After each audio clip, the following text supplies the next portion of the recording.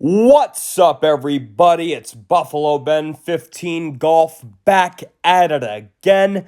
And today we return to the Pibe Trace Golf Club in Rochester Hills, Michigan. This is where I filmed my very first golf vlog on this channel. The round took place a year and 3 months ago, and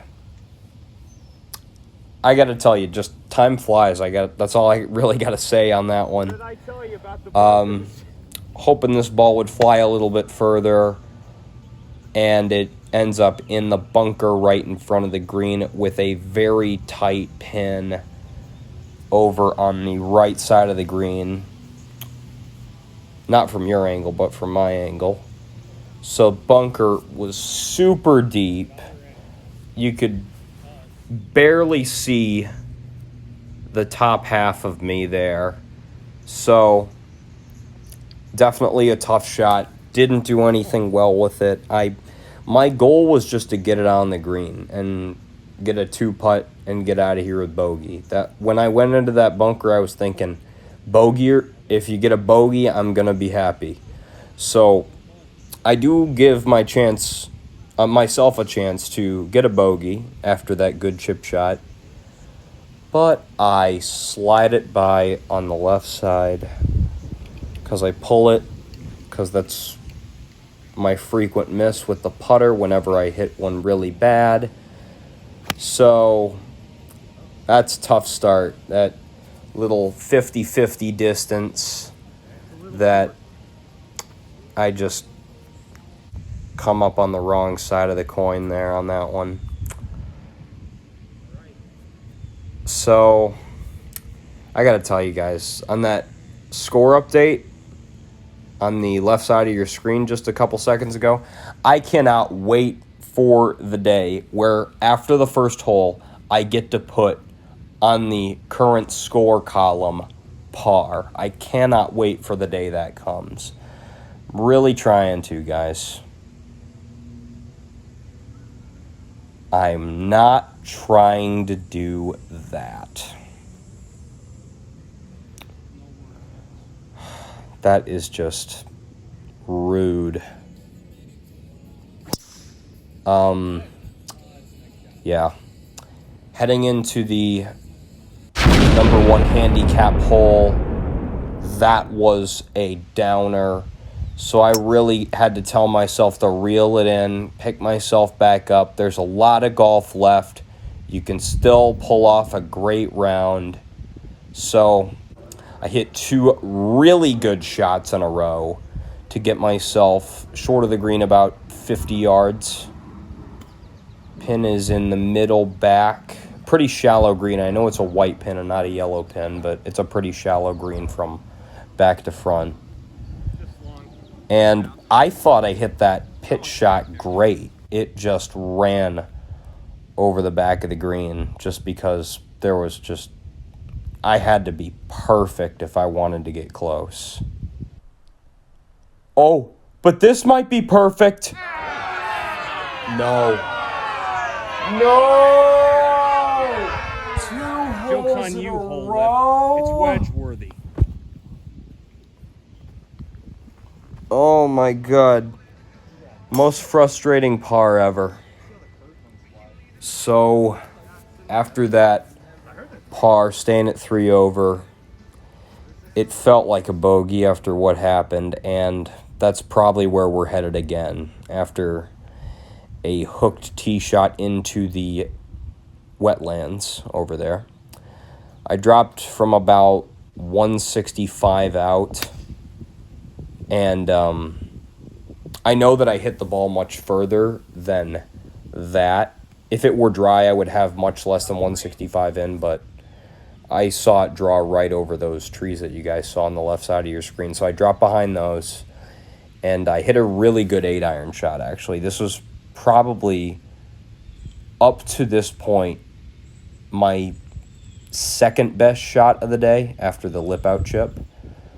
So 3 straight lip outs.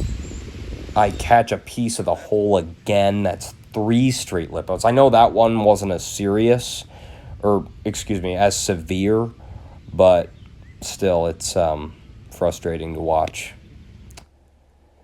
And then I slapped my knee in frustration because I can't make a bogey putt. Just like on number 1, missing that little 6-7 footer. I don't know if it was that long. It might have been more like 5.5. But nonetheless, a double bogey. We're headed into the 5th hole already, +5. Not good.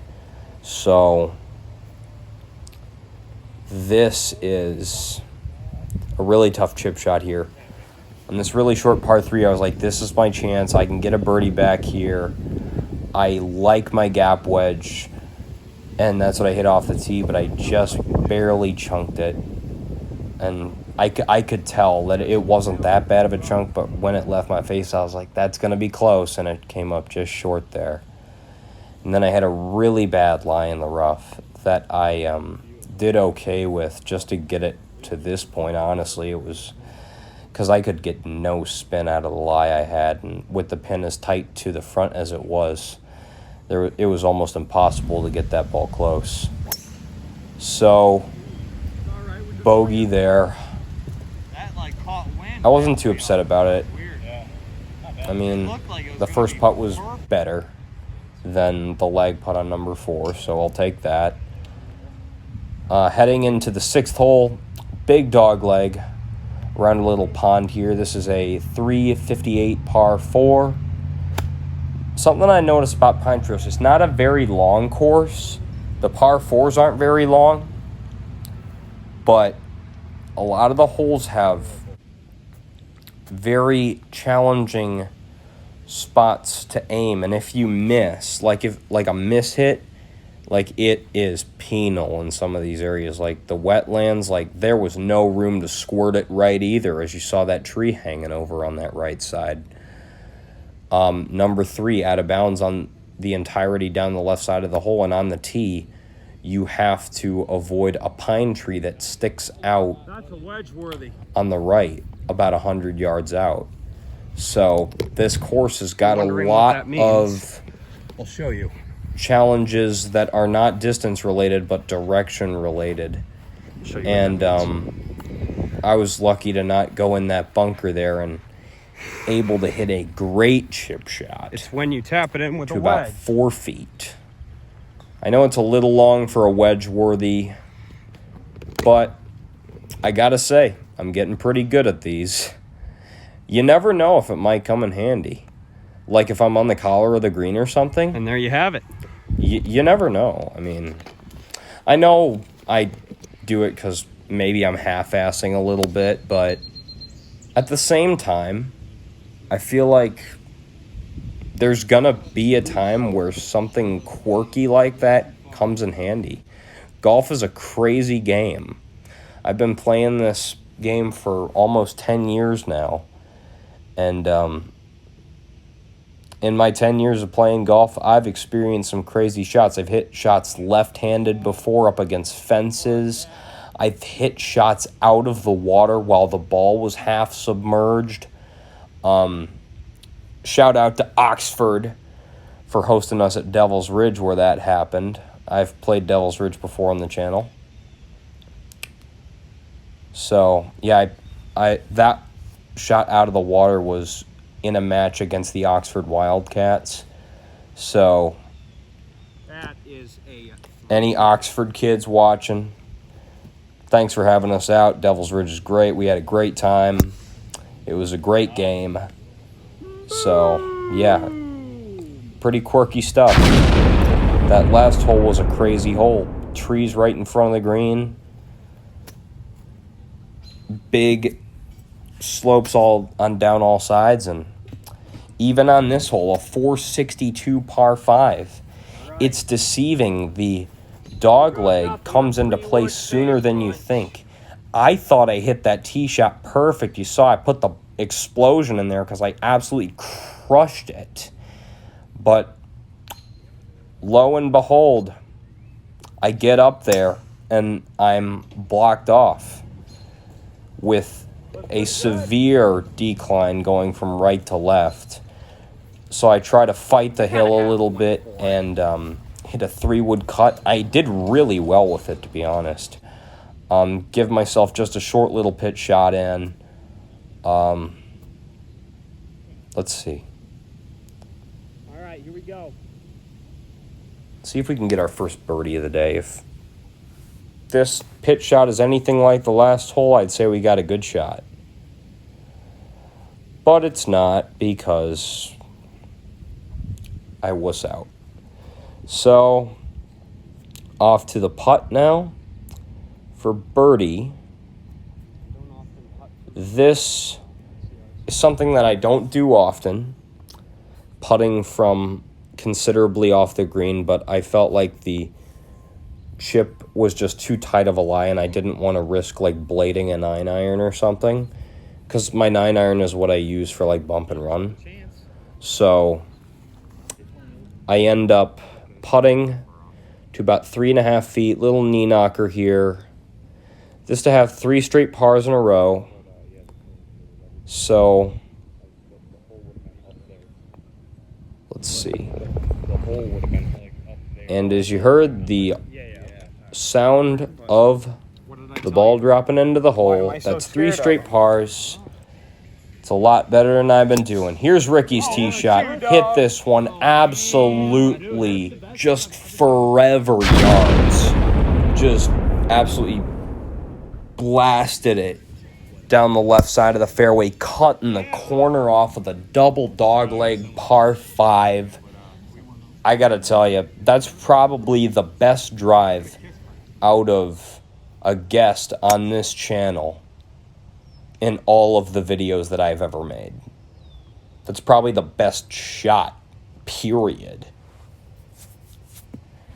Because, I mean, if not for me not recording Dad's Eagle chip at Mulberry Hills, I would say that one, but I didn't get that one on film. So after a shot to about 100 yards, I absolutely do what I was telling you was going to happen. Oh my gosh, the Chunkzilla with the sand wedge. I was like, I hit 2 good shots in a row on this hole. I remember the last time I played this hole, I actually got a 9, a quadruple bogey. So I really wanted redemption on this hole, I gotta tell you. My blood was boiling after I bladed the 4th shot long in the green. So now I've got this impossible chip shot down the hill, and the green sloping away from me, and just, I did well to keep it on the green, to be honest. I have about 17, 18 feet coming back up this hill. This is to shoot a plus 743. Nice. Beautiful putt. Oh, it's the perfect putt. He drains the bomb to save the half-decent 9. I need a power red now. 43 on the front, plus 7. Pibe Trace is hard as any course that I've ever played. 137 slope, 71 rating. Honestly, 43 isn't half bad. Is it what I want? No. In the moment, did I think it sucked? Yes. Do I think it sucks now? Kind of. Why I say that is because I had 0 out of 9 greens in regulation. I know you guys can't see the scorecard from your angle, from that picture, but I'm looking at it right now. Only 1 out of 6 fairways, although 3 more of my drives weren't bad. 6, 8, and 9 were all decent drives that went relatively straight. 6, I just got unlucky with the lie. 8, I just lack of course knowledge, and 9 is just a really tough driving hole to begin with. Not